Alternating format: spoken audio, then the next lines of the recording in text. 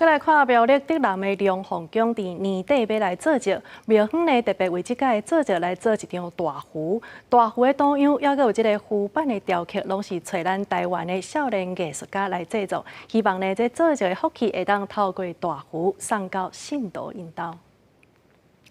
看到画师一笔一笔沓沓画出妈祖婆的形象，苗栗竹南龙凤宫经过91大地动到担，经过3届庙体整修，去年底请示妈祖，今年龙年要做庆生节。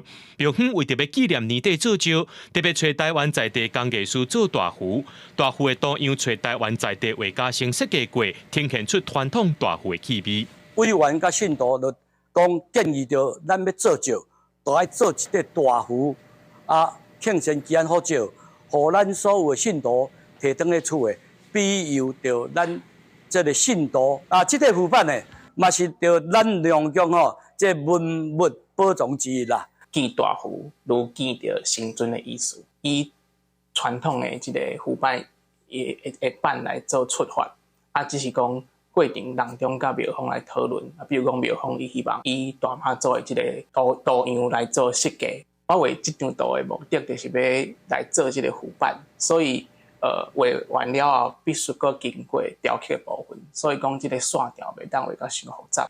伫较早经济较无遐富裕，信徒若准备到去金身，就会当请大壶登去厝内面奉祀。大壶的设计会有主神护法等神明的图样，为了要互大壶会当传播出去，才用壶板来做印刷。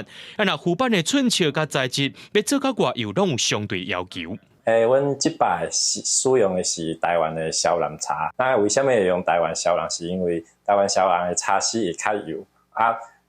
即摆拄好是因为阮的图片设计较幼细哦，所以阮所使用这个较幼细的茶去刻，啊，伊的图片印出来会较明。阮的选茶的方向吼，图片会甲茶丝的方向会甲共款。阮的用茶吼。 袂用欢喜的茶，哦，所以阮就会顺迄个树头伊生长的方向，甲伊的图片会共款。影印的方法就是茶吼是放伫咧桌顶，啊纸去和伊的茶的方法，哦，所以吼茶若是较高较硬，哦啊会较稳，哦啊嘛看起来较大方。